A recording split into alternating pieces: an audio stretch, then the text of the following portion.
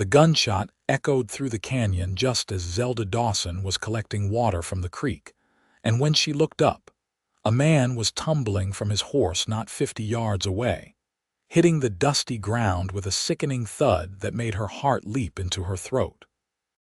She dropped her pail and ran toward him, her worn boots kicking up clouds of red dirt as she crossed the distance between them. The year was 1873, and in this part of Montana Territory near the mining settlement of Hecla, it was not uncommon to hear gunfire. But something about the way the man had fallen, the way his horse now stood trembling beside him, made her abandon all caution. When she reached him, Zelda fell to her knees and rolled him onto his back. He was young, perhaps 25 or 26, with dark hair plastered to his forehead with sweat. Blood seeped through his shirt on the left side, but when she tore the fabric away with shaking hands, she saw it was only a graze. The bullet had carved a line across his ribs but had not lodged inside him. That was the good news. The bad news was that his skin burned like a furnace under her touch, and his eyes, though they flickered open briefly, were glazed with delirium. "Can you hear me?" she asked urgently, but he only moaned and turned his head away. She looked around wildly. The canyon walls rose on either side, painted in shades of rust and gold by the late afternoon sun.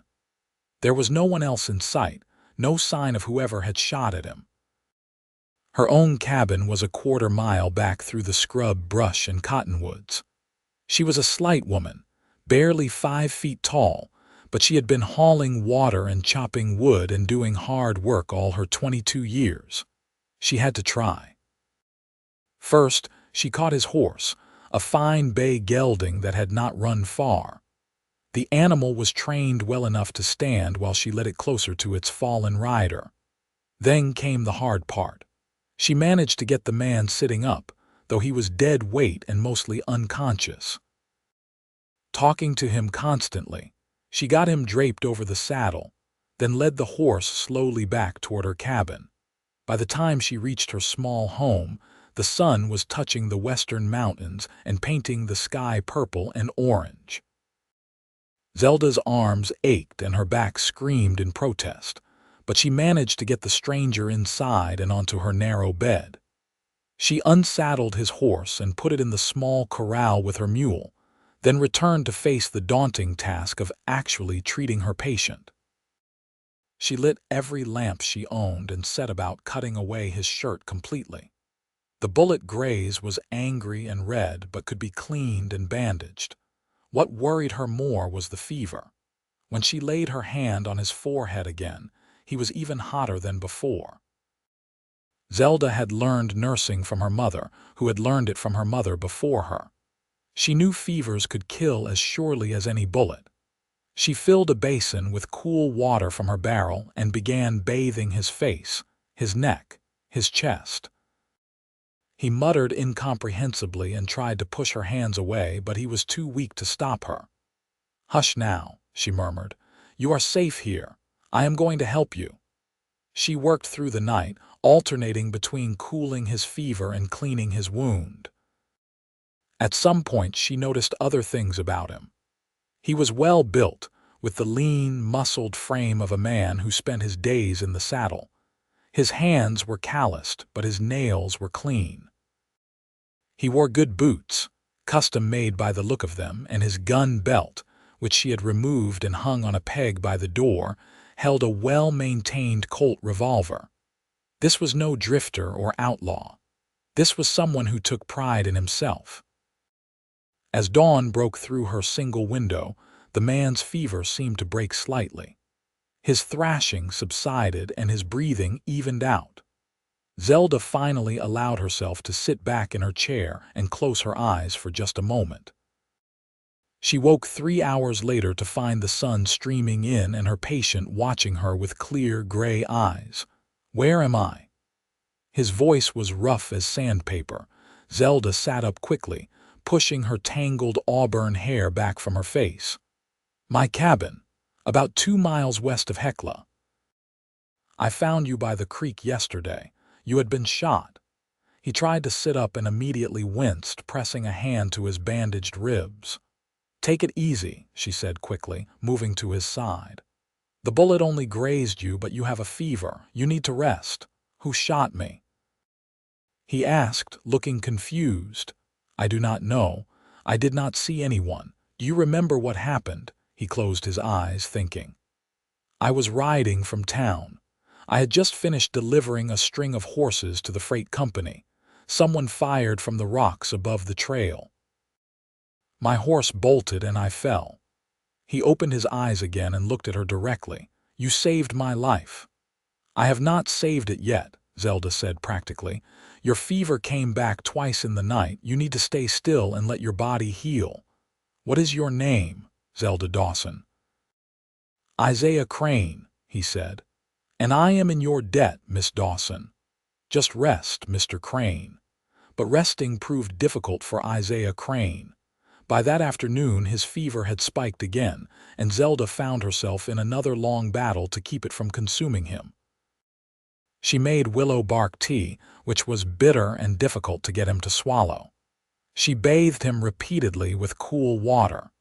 She changed his bandages, and was relieved to see the wound itself was not infected. The fever had to be coming from something else, perhaps from lying in the hot sun after his fall, or from some other injury she had not yet found. That night, in his delirium, Isaiah talked. He spoke of horses and wide open ranges. He called out names she did not recognize. Once he reached for her hand and held it tightly, saying, "Do not leave. Please do not leave." His distress was so genuine that Zelda found herself squeezing back and promising, "I am here. I will not leave you." 3 days passed in this manner. Isaiah would wake for brief periods, lucid and apologetic about the trouble he was causing. Zelda would give him broth or water, check his wounds, and reassure him that it was no trouble at all. Then the fever would claim him again, and she would return to her vigil. On the 4th day, something changed. When Zelda woke from an uncomfortable doze in her chair, she found Isaiah sitting up in bed, looking weak but clear-headed. "Good morning," he said, and there was the hint of a smile on his face. "Your fever broke," Zelda said, reaching out to touch his forehead. His skin was cool and slightly damp. Relief flooded through her, "Thanks to you." He watched her with those steady gray eyes. "How long have I been here?" 4 days. 4 days. He shook his head in wonder. "You have been taking care of me this whole time. Alone." "I live alone," Zelda said simply.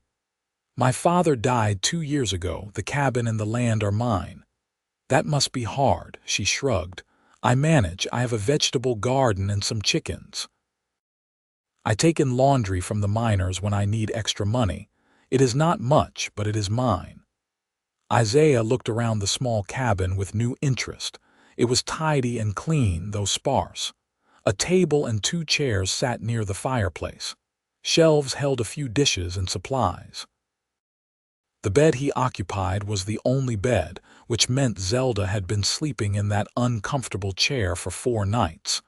"You gave me your bed," he said. "You needed it more than I did.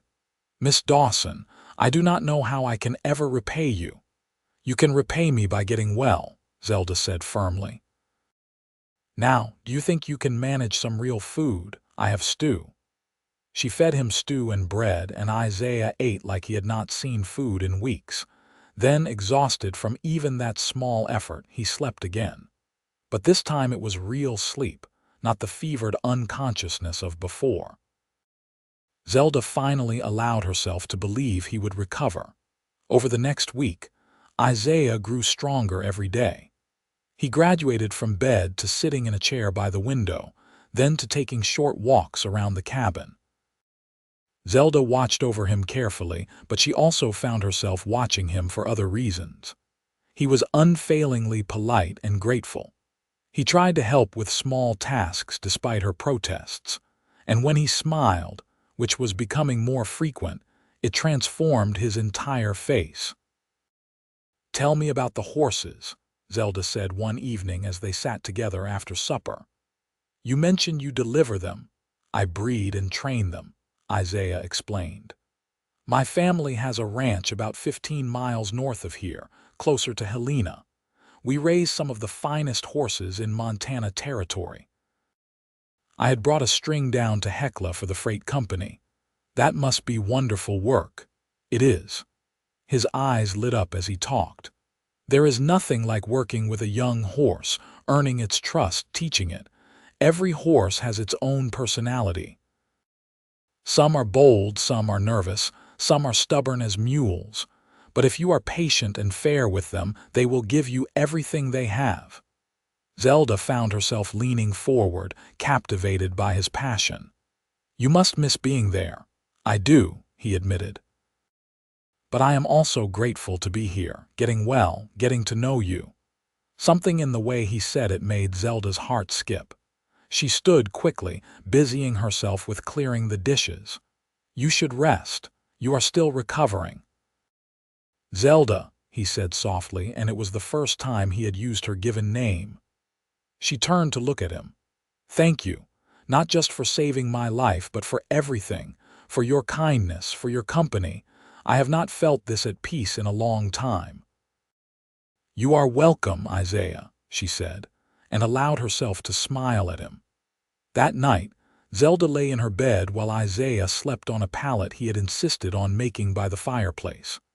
She stared at the dark ceiling and acknowledged to herself what she had been trying to ignore. She was falling for this cowboy who had quite literally dropped into her life. It was foolish and impractical, and surely doomed to end in heartache. He had a ranch and a family and a whole life that did not include a poor woman scratching out an existence on a hardscrabble piece of land. But her heart did not seem to care about practicalities. The next morning, Zelda woke to find Isaiah already up and attempting to cook breakfast. "Get back to bed," she scolded, but without any real heat. "I am well enough to cook eggs," he protested. "You have done everything for days. Let me do something for you." They ate together as the morning sun streamed through the window. Isaiah had proven to be a decent cook, and the eggs were fluffy and well seasoned. As they ate, he said, "I need to get word to my family. They will be worried, and I need to get back to the ranch." Zelda felt her stomach drop, though she had known this moment was coming. "Of course, you are strong enough to ride now, I think. Come with me." She looked up, startled. "What?" "Come with me to the ranch," Isaiah said. His gray eyes were serious. "I want you to meet my family. And I want to show you the horses. I think you would love it." "Isaiah, I cannot just leave. I have responsibilities here."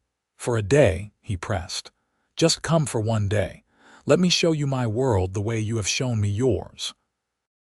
Zelda bit her lip, torn between wanting to go and knowing it was a bad idea. Spending more time with Isaiah would only make her feelings stronger, and what was the point when he would soon return to his life and she to hers? But the hopeful look on his face undid her. "One day," she agreed. They set out 2 days later on a cool morning that promised autumn was not far away.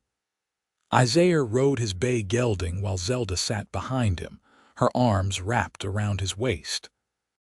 She had not been on a horse in years and had forgotten the exhilaration of it, the power of the animal beneath her and the wind in her face as they moved from a trot to a smooth canter. Isaiah handled his horse with easy confidence, and Zelda found herself acutely aware of the solid warmth of his back against her chest, the way his muscles moved as he guided the horse. She told herself to stop thinking such thoughts, but it was impossible. They stopped once to water the horse at a clear stream that tumbled down from the mountains. Isaiah helped Zelda down, his hand strong on her waist, and for a moment they stood very close together. "Are you all right?" he asked. "Not too sore from riding. I am fine," she managed to say. He smiled at her, and Zelda thought her heart might burst out of her chest. Then he stepped back and the moment passed, but she felt the loss of it keenly. The Crane Ranch appeared in the late morning, sprawling across a broad valley with mountains rising on three sides. There was a large house built of pine logs, a massive barn, several outbuildings and corrals filled with horses. As they rode up the dirt track toward the house, several people emerged to greet them. Isaiah, a woman who had to be his mother, rushed forward. She was perhaps 50, with graying dark hair and the same gray eyes as her son. "Thank God! We have been so worried." Isaiah dismounted and embraced her, then shook hands with a tall, weathered man who was clearly his father. A younger man, probably 19 or 20, punched Isaiah on the shoulder and grinned. "We thought you had run off with some saloon girl." "Jacob, mind your manners," their mother said sharply, then turned her attention to Zelda, who was still sitting on the horse feeling completely out of place. "And who is this?" Isaiah reached up and helped Zelda down, keeping one hand at her back in a protective gesture that was not lost on his mother. "This is Miss Zelda Dawson. She saved my life." The story came out in pieces as they all moved into the house. Isaiah explained about being shot, about falling, about waking in Zelda's cabin. His mother, who introduced herself as Margaret Crane, kept exclaiming and clutching Zelda's hands in gratitude. His father, Isaac Sr., shook his head grimly at the mention of the shooting. "More trouble from the Turner gang, most likely," he said. "They have been hitting travelers on that road for weeks. The sheriff is next to useless." "Pa, I do not think they were trying to rob me," Isaiah said. "The shot came from high up. They were not trying to stop me." "I think they were trying to kill me." His father's face darkened. "We will discuss this later. For now, let us be grateful you are alive and grateful to Miss Dawson for her care." Margaret insisted on showing Zelda around the house, which was far larger and finer than anything Zelda had ever lived in. There was a spacious kitchen, a formal dining room, a parlor with real upholstered furniture, and several bedrooms upstairs. It was clear the Cranes were not just getting by. They were prosperous. "You must stay for supper," Margaret said. It was not really a question. "And Isaiah should not ride back today anyway. You will both stay the night." Zelda started to protest, but Margaret waved her objections away. "We have plenty of room, and I insist. My son would have died if not for you. Please, allow us to show our gratitude." So Zelda found herself staying.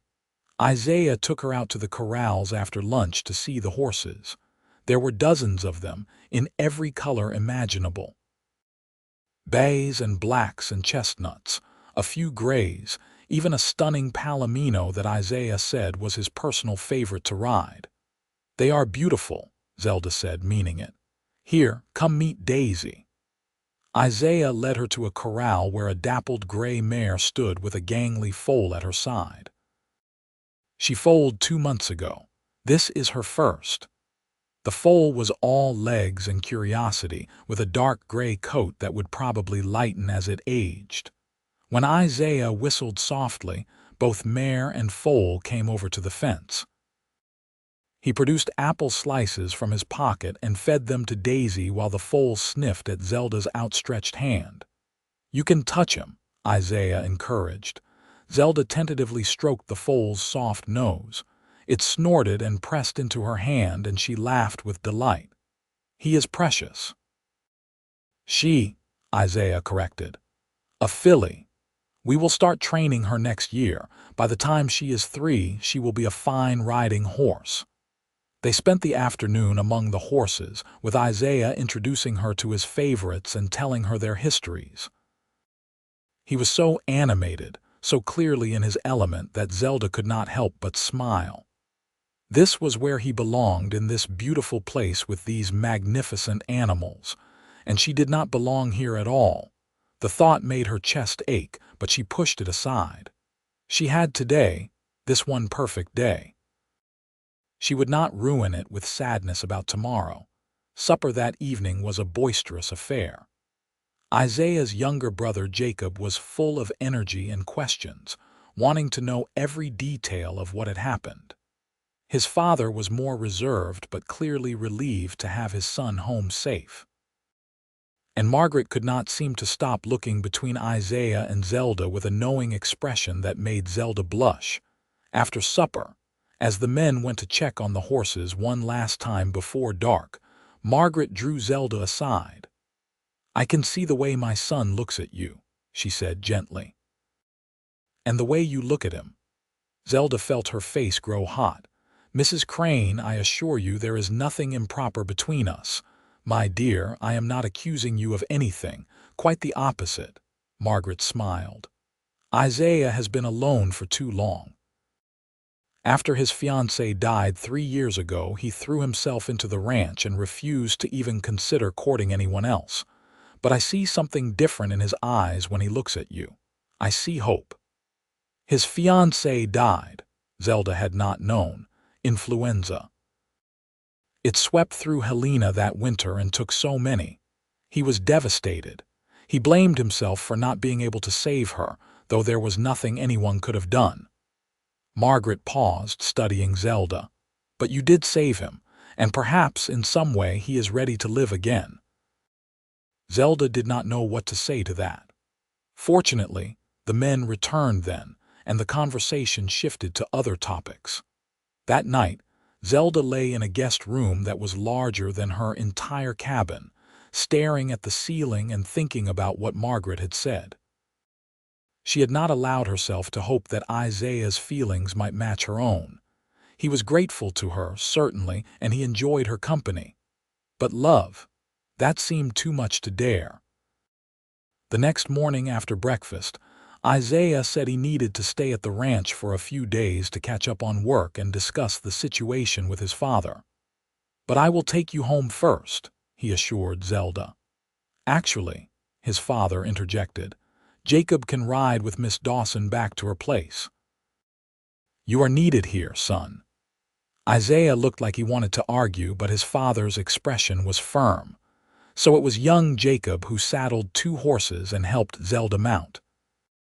As they rode away from the ranch, Zelda looked back once to see Isaiah standing in the yard watching her go, and the expression on his face made her breath catch. Jacob chatted amiably during the ride, pointing out landmarks and telling her stories about growing up on the ranch. He was sweet and friendly, treating her like she was already part of the family. When they reached her cabin, he helped her down and then said, "Miss Dawson, my brother is a good man, one of the best I know. I have not seen him smile like he has been smiling since before Anna died. I think you are good for him.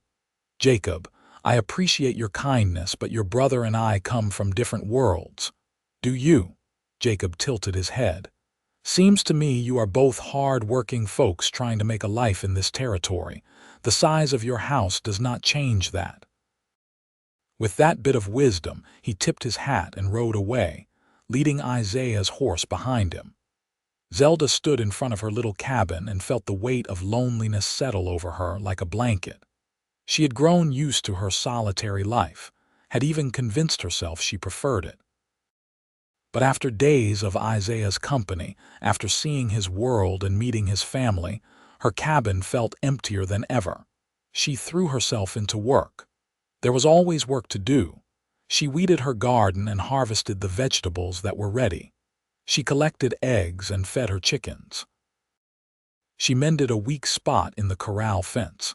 She hauled water and washed clothes and tried not to think about gray eyes and gentle hands, and the way Isaiah said her name.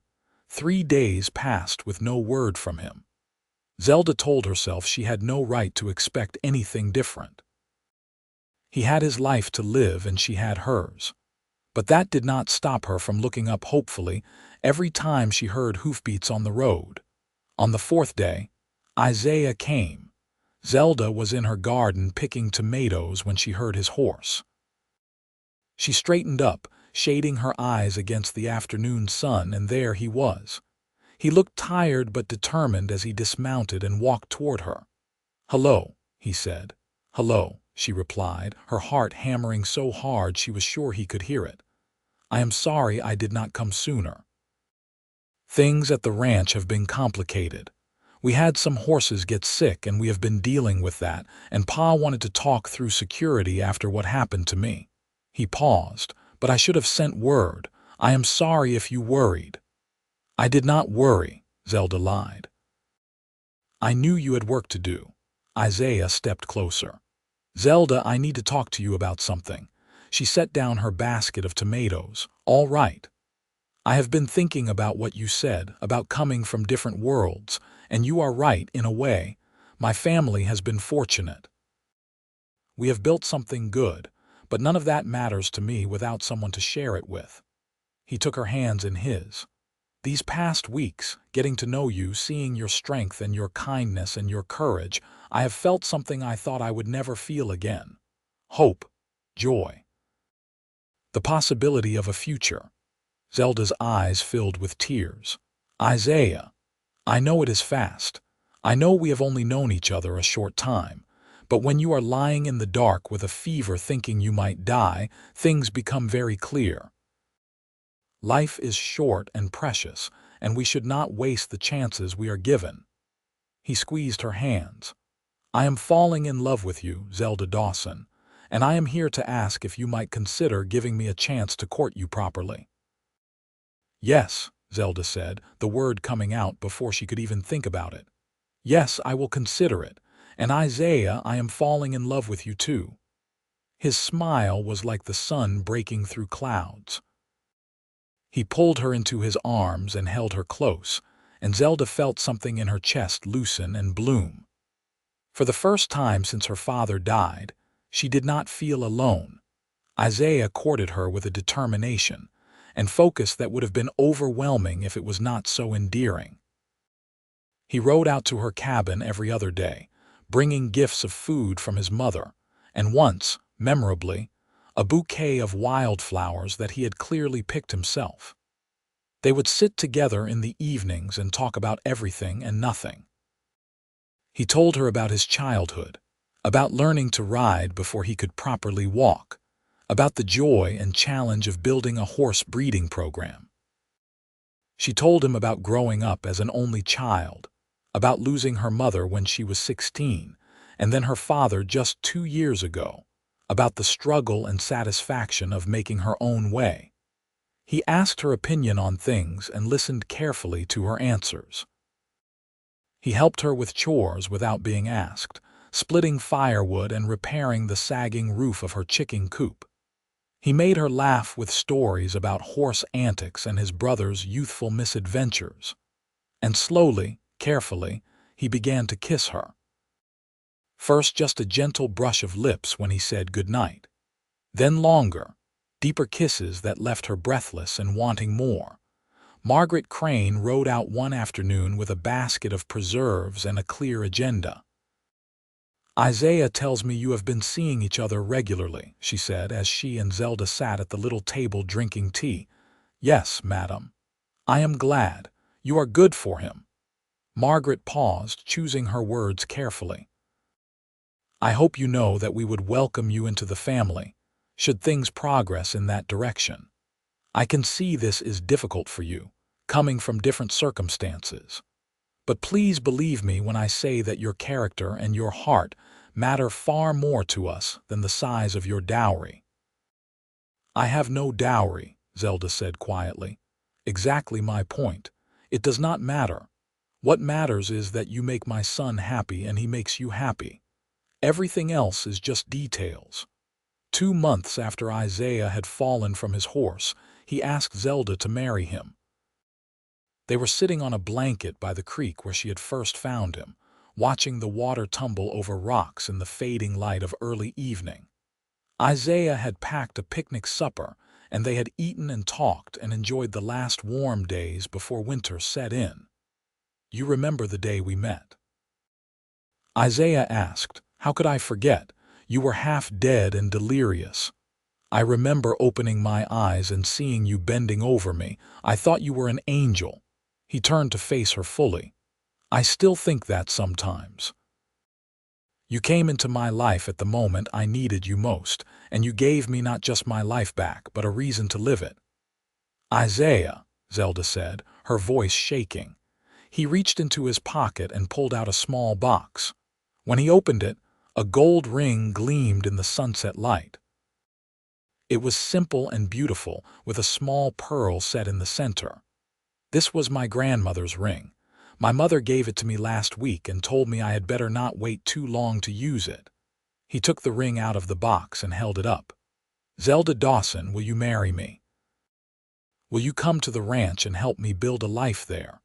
I know it means leaving your cabin and your independence, but I promise I will spend every day making sure you never regret it.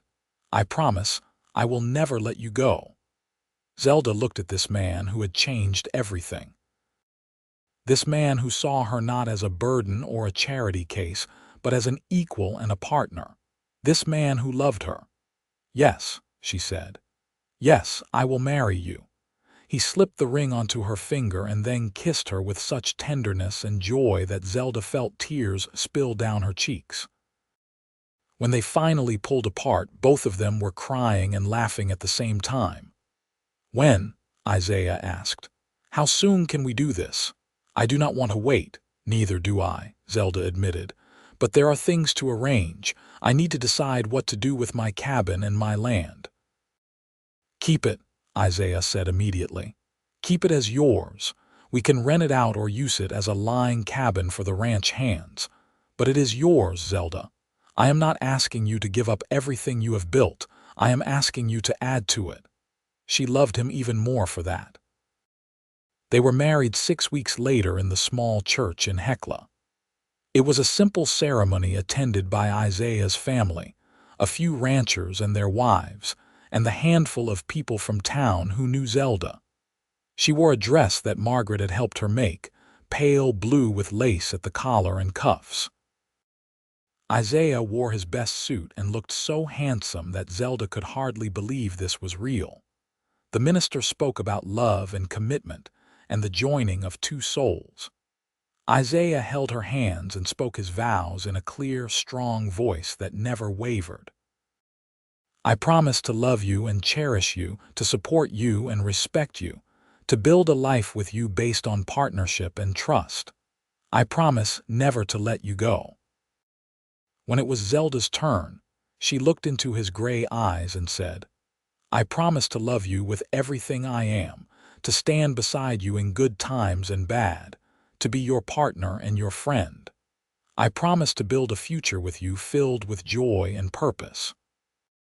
They sealed their vows with a kiss, and when they turned to face their small congregation as husband and wife, Zelda felt a happiness so complete it almost frightened her.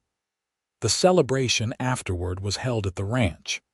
Margaret and some of the neighboring women had prepared a feast.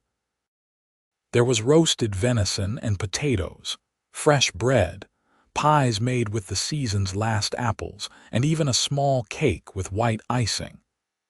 Jacob played a fiddle with surprising skill, and there was dancing in the barn as the November evening turned cold and starry outside. Isaiah danced with Zelda until she was breathless and laughing, and then he swept her away to the house and up the stairs to a bedroom that was now theirs. He had spent the past week making it perfect for her, adding curtains she had admired and a rocking chair by the window. "Welcome home, Mrs. Crane," he said, pulling her into his arms. "I like the sound of that," Zelda whispered against his lips. That night, as they lay together in the darkness with the sounds of the celebration fading below, Isaiah held her close and said, "Tell me you are happy. Tell me this is what you want." "I am happier than I ever dreamed possible," Zelda said honestly. "And yes, this is exactly what I want." The first months of their marriage were an adjustment. Zelda had been independent for so long that learning to share her life with someone took some getting used to. But Isaiah was patient and thoughtful, always checking with her before making decisions that affected them both, always making sure she felt heard and valued. She learned the rhythms of the ranch, the early mornings and long days, the constant work with the horses and the cattle they also kept. She helped Margaret with the cooking and housework, but she also spent time in the barns learning about horse care and training. Isaiah loved teaching her, and Zelda discovered she had a knack for gentling nervous horses. "You have a gift for this," Isaiah told her one afternoon as she worked with a young mare who had been skittish and hard to handle. Under Zelda's patient guidance, the mare was becoming calmer and more trusting. "You see what they need and you give it to them without pushing too hard." "I learned from the best," Zelda said with a smile. Winter came hard that year, with snow piling high and temperatures dropping well below freezing. But the ranch was well prepared, with hay stored for the animals and food put up for the family. On the worst days, when the wind howled and the snow fell so thick you could not see 10 feet, Zelda and Isaiah would sit by the fire in their room and talk or read or simply enjoy being together. "I keep thinking about that day you found me," Isaiah said one evening. "What if you had not been at the creek right then? What if you had been afraid to approach? I would have died out there." "But I was there and you did not die," Zelda pointed out. "We cannot dwell on what might have been, I know, but it makes me appreciate what we have even more." He pulled her closer. "Every day with you is a gift, Zelda." As winter gave way to spring, Zelda discovered she was pregnant. The realization came gradually, first with her monthly courses failing to appear, then with a persistent queasiness in the mornings, and finally with a certainty that made her both terrified and thrilled.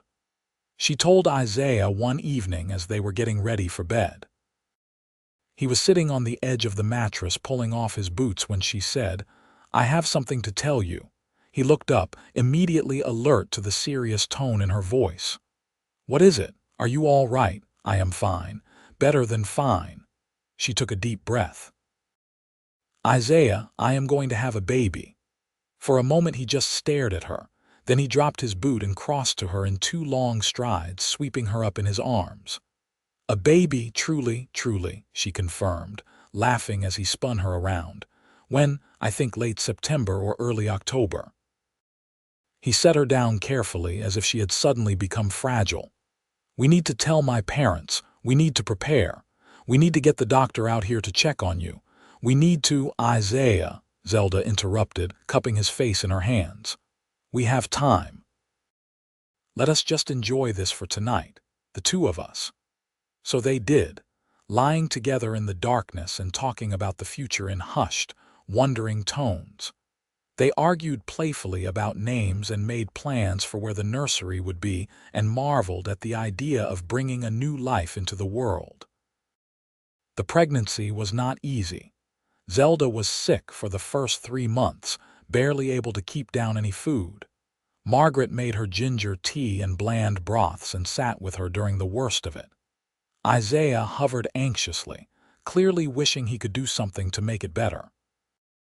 But by the 4th month, the sickness passed, and Zelda felt better than she had in weeks.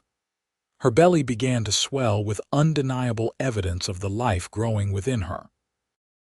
Isaiah would place his hands on it every night, feeling for movement, and his face would light up with joy every time the baby kicked.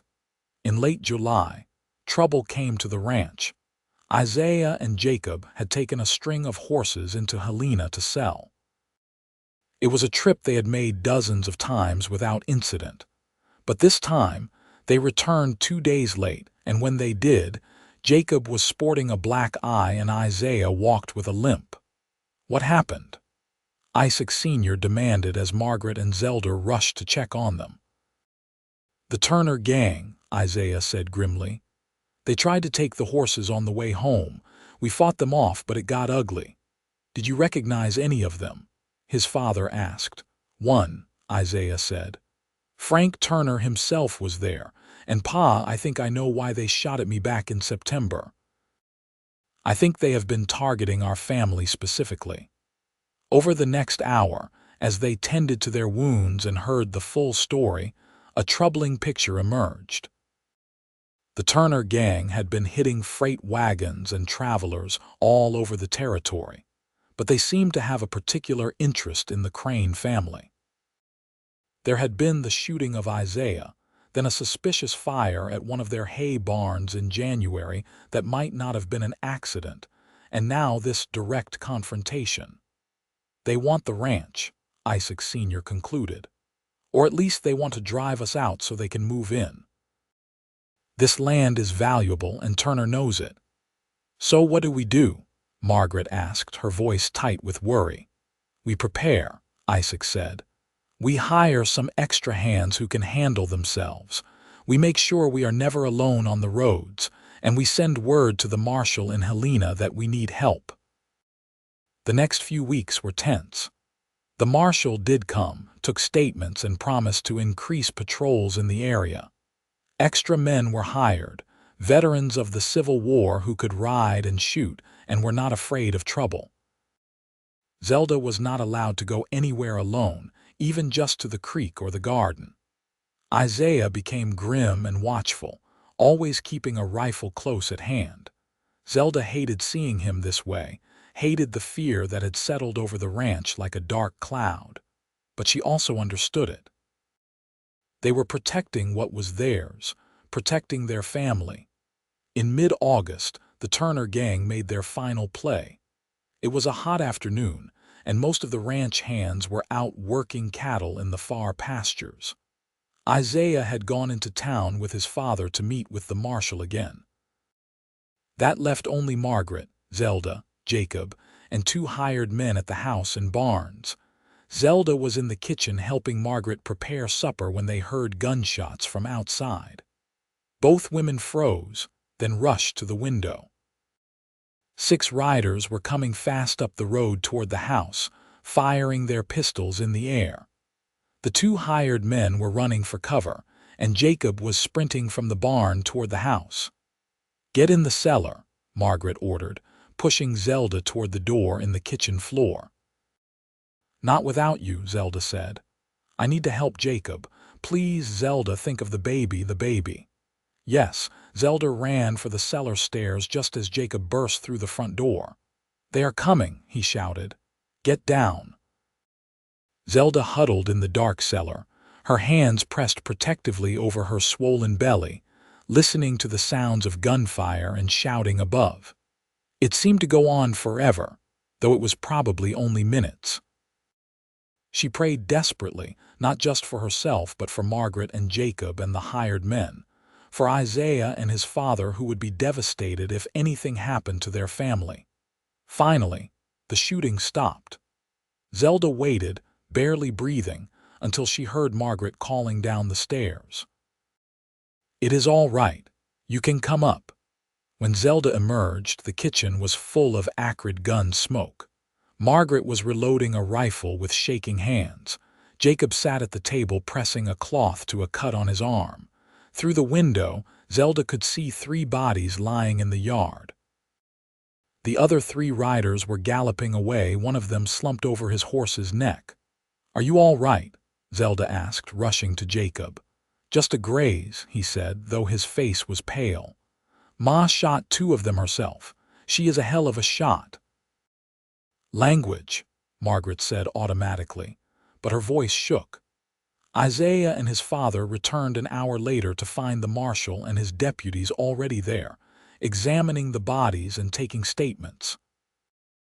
When Isaiah saw Zelda standing on the porch, he leaped from his horse before it had fully stopped and ran to her, pulling her into his arms so tightly she could hardly breathe. Are you all right? Is the baby all right? We are fine. I was in the cellar the whole time. Isaiah, your mother and Jacob fought them off. They were so brave. He held her at arm's length, checking her over with his eyes as if to reassure himself she was truly unharmed. Then he turned to his mother and brother and hugged them both fiercely. The aftermath of the attack was swift. 2 of the dead men were identified as members of the Turner gang, including Frank Turner's younger brother.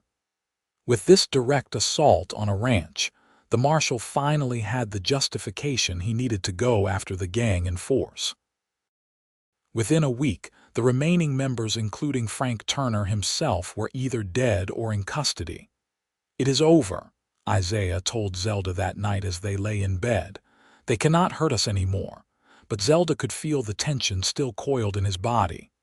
"Isaiah, what is wrong?" "I almost lost you today. You and the baby. If they had gotten into the house before Jacob could lock the doors, if Ma had not been such a good shot, if any number of things had gone differently." He stopped, his voice breaking. "I cannot bear the thought of losing you." "But you did not lose me," Zelda said firmly. She took his hand and placed it on her belly where the baby was doing somersaults. "We are both here, we are both safe, and we are strong, Isaiah.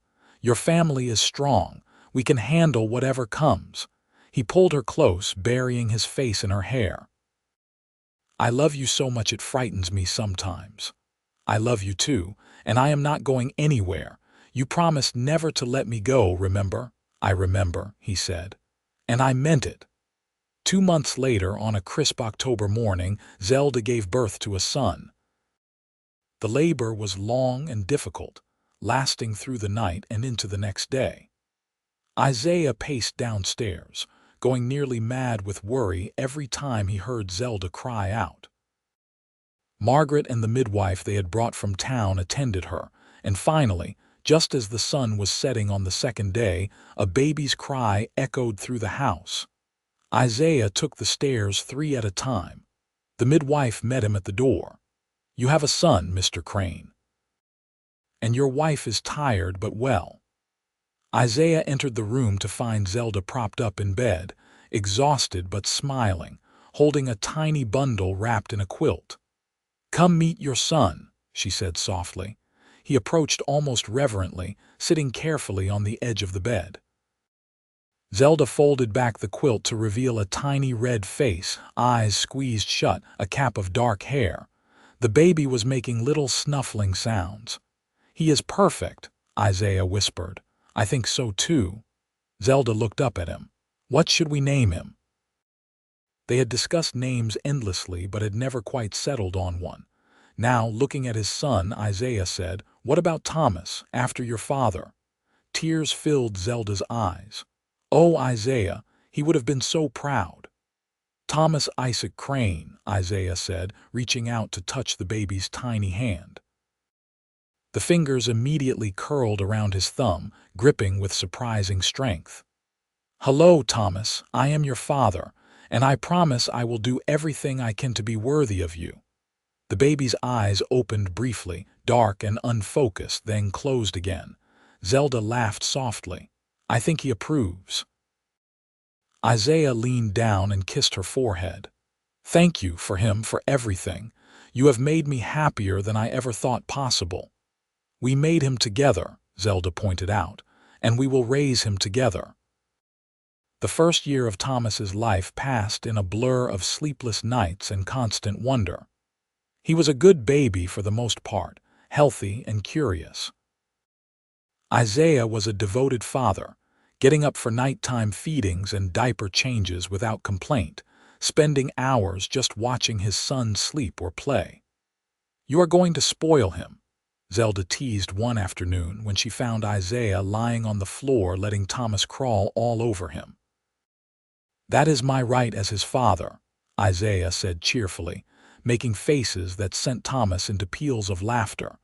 As Thomas grew, so did the ranch. With the Turner gang gone, the roads were safer and trade flourished. The Crane horses were in high demand throughout the territory and into Wyoming. Isaiah hired more men and expanded the breeding program. Zelda found herself taking on more of the business side, keeping the books and managing correspondence with buyers.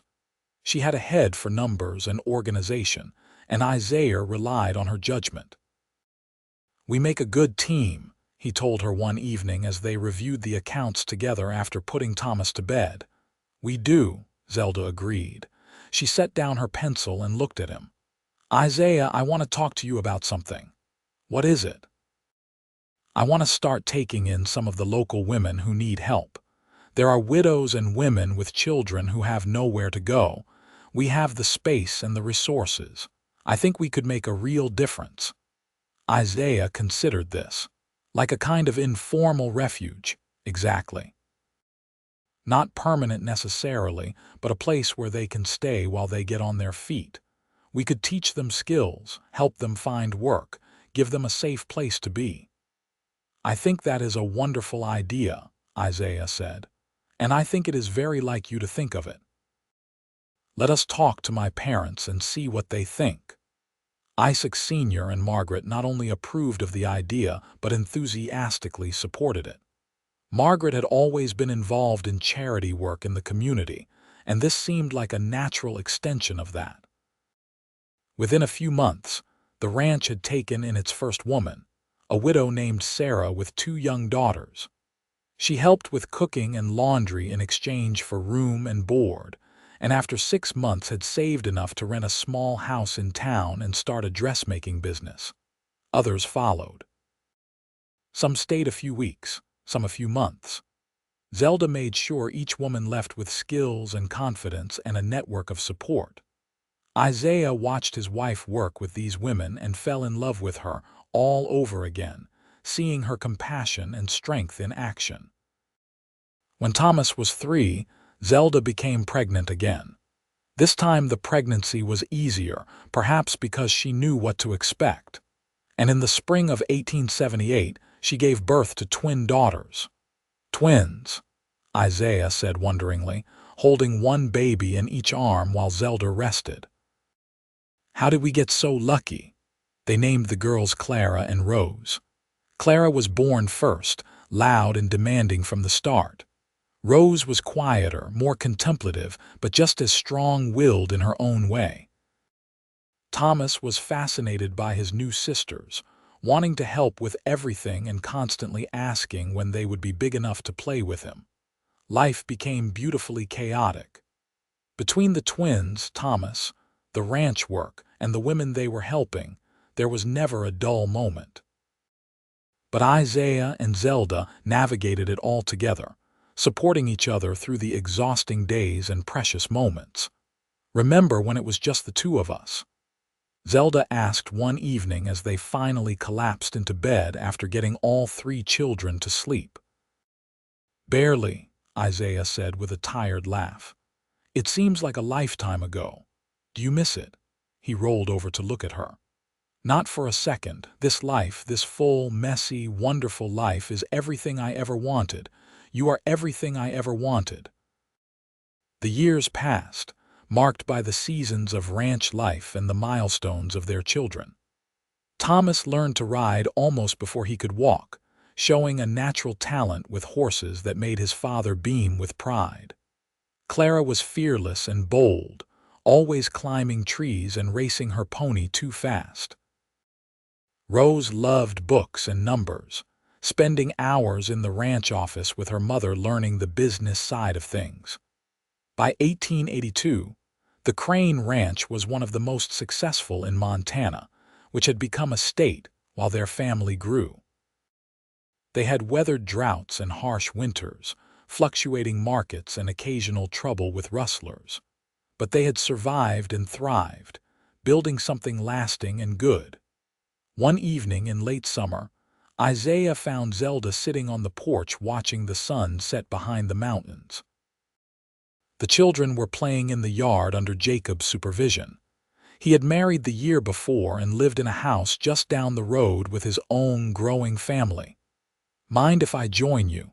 Isaiah asked. "Never," Zelda said, patting the seat beside her.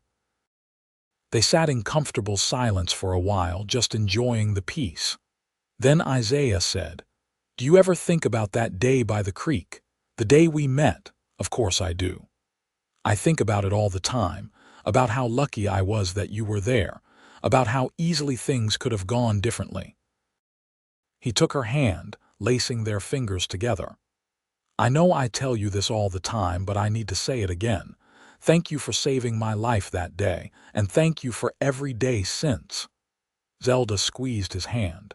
"You saved me too, you know. I was so lonely before you came. I had convinced myself I was fine alone, but I was not. You gave me a family, a purpose, a life fuller than I ever imagined possible. We saved each other then, Isaiah said. We did. She turned to look at him. This man she had nursed back to health so many years ago. This man who had kept his promise never to let her go. His hair was starting to show threads of silver at the temples. There were lines around his eyes from years of squinting into the sun. But to her, he was still the same cowboy who had looked at her with hope and love and had offered her a future. I love you, she said simply. I love you too, Isaiah replied. Always have, always will. Thomas came running up to the porch then, breathless and excited. Pa, can we go check on Daisy's new foal? Please? Isaiah looked at Zelda, who nodded. Go ahead. I will start getting these two ready for bed, she said, gesturing to the twins. Isaiah ruffled his son's hair and they headed off toward the barns together, talking animatedly about horses. Zelda watched them go, then gathered her daughters close. Come on, girls, bath time. Do we have to? Clara groaned. Yes, you have to. You both look like you rolled in dirt. We did roll in dirt, Rose said matter-of-factly. It was Clara's idea. As Zelda herded her protesting daughters inside, she felt a deep contentment settle over her. This was her life now. This beautiful, exhausting, joy-filled life with the man she loved and the family they had built together. Later that night, after the children were finally asleep and the house was quiet, Zelda and Isaiah lay together in their bed. The window was open to catch the cool night breeze, and they could hear the horses moving in the corrals, the distant sound of an owl calling. I have been thinking, Isaiah said. Thomas is getting older. He is ready to take on more responsibility with the horses. What would you think about letting him start working with the yearlings? I think he would love that, Zelda said. He has your gift for it, and your patience. Isaiah paused. I have also been thinking that maybe it is time to expand the house again. We could add on a room for when Jacob's kids visit and maybe a proper office for you. Always planning ahead, Zelda said fondly. I learned from the best. He pulled her closer. I just want to make sure we are ready for whatever comes. I want to build something that will last long after we are gone, something our children and grandchildren can be proud of. We already have, Zelda assured him. We built it together. The years continued to flow by like the creek where they had first met, sometimes rushing and turbulent, sometimes calm and peaceful, but always moving forward. The ranch prospered. The children grew. Thomas became a skilled horseman and a thoughtful young man. Clara never lost her wildness, but learned to channel it into productive work around the ranch. Rose developed a sharp business mind and eventually took over much of the administrative work. Isaac Sr. passed away peacefully in his sleep in 1885, surrounded by his family. Margaret lived another 10 years after him, long enough to meet several of her great-grandchildren. When she died, the entire community turned out for her funeral, a testament to the lives she had touched through her charity and kindness. Thomas married at 22, bringing a lovely young woman named Emma to the ranch. They gave Isaiah and Zelda their first grandchild the following year, a boy they named Isaiah after his grandfather. Holding his namesake for the first time, Isaiah had tears in his eyes. Another generation, he said to Zelda. Can you believe it? I can, Zelda said, watching her son with his own child. This is what we worked for. This is what it was all for. On a warm September day in 1895, Zelda and Isaiah celebrated their 24th wedding anniversary. Their children and grandchildren gathered at the ranch for a party. There was food and music and laughter, just as there had been at their wedding all those years ago. At one point, Isaiah pulled Zelda away from the crowd and led her down to the creek. It was the same spot where he had fallen, where their story had begun. Look at all we have built, he said, gesturing back toward the ranch where their family was gathered. "All because you stopped to help a fevered cowboy. Best decision I ever made," Zelda said. Isaiah turned to face her fully, taking both her hands in his. They were older now, both of them showing the marks of time and work and life. But the love between them had only grown deeper and stronger with the years. "I made you a promise once," Isaiah said. "I promised never to let you go. And I've kept that promise every single day." "You have," Zelda agreed. "And I promise to keep holding on as long as we both live." "And beyond," Isaiah said. "Our love will live on in our children, our grandchildren, in this land we have built together. That is immortality, Zelda. That is forever." She reached up and touched his face, feeling the familiar planes and angles she knew so well. "I love you, Isaiah Crane. Thank you for choosing me."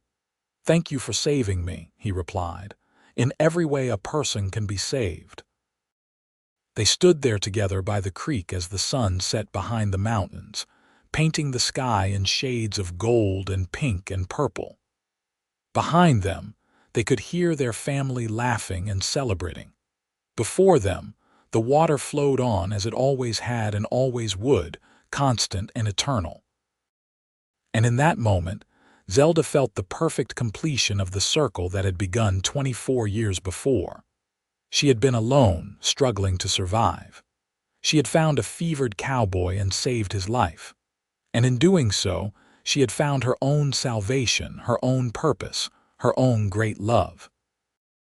It had not always been easy. There had been fear and hardship, loss and pain. But there had also been joy beyond measure, love beyond words, and a life so rich and full that sometimes it took her breath away. As they walked back to the house hand in hand, Isaiah said, "You know what the best part is?" "What?" "We still have so much more ahead of us. More days together, more memories to make, more life to live." And he was right. They had many more years together, watching their grandchildren grow and their great-grandchildren be born. They saw the turn of the century and the dawn of a new era.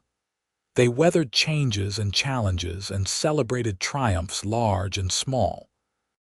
But through it all, the promise Isaiah had made that day when he first recovered from his fever remained constant and true. He never let her go, and she never let him go either. They held on to each other through everything, partners and lovers and best friends, building a legacy of love that would endure long after they were both gone. When Zelda was 68 and Isaiah 71, they sat together on the same porch where they had watched so many sunsets, and Isaiah said, "If I had to do it all over again, I would not change a thing." "Not even the part where you got shot," Zelda teased. "Not even that," Isaiah said seriously, "because it brought me to you, and you are worth every moment of pain, every hardship, every trial. You are worth everything." Zelda felt tears prick her eyes. After all these years, he could still make her heart swell with love. "You old romantic," she said, but her voice was thick with emotion. "Always," Isaiah replied. "For you, always." They sat together as the stars came out, just as they had done thousands of times before. The ranch was quiet now, most of the family having gone to their own homes. But in the morning, it would be full of life and noise and activity again. There would be horses to train and business to conduct and grandchildren underfoot asking endless questions. But for now, it was just the two of them, just as it had been in the beginning. A woman who had nursed a fevered cowboy back to health. A man who had recovered and promised never to let her go. And a love that had grown and flourished and become the foundation of everything good in their lives. As Zelda rested her head on Isaiah's shoulder, she thought about the girl she had been all those years ago, alone and uncertain, wondering what life held for her. If she could go back and tell that girl what was coming, she would not believe it. The love, the family, the beautiful life they had built together. It was more than she had ever dared to dream. "Thank you," she whispered into the darkness. "For what?" Isaiah asked. "For everything, for loving me, for building this life with me, for keeping your promise." Isaiah kissed the top of her head. "It was the easiest promise I ever made, and the most important one I ever kept."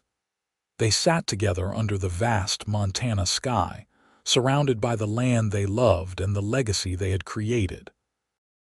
And as the night deepened around them, they held on to each other, just as they always had and always would, until the very end of their days and beyond.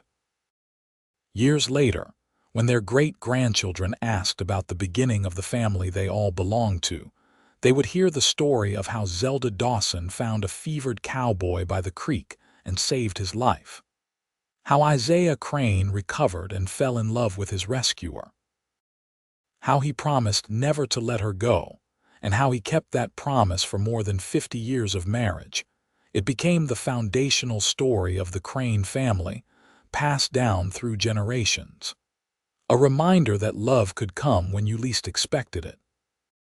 That one moment of kindness could change everything. That promises made from the heart were sacred and should be kept, and every time the story was told, it ended the same way.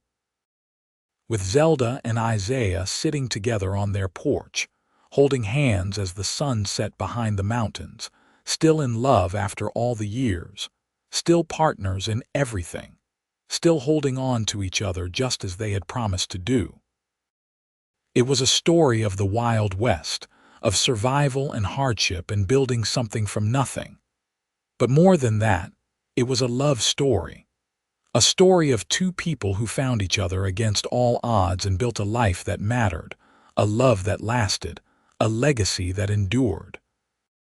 And that, in the end, was everything.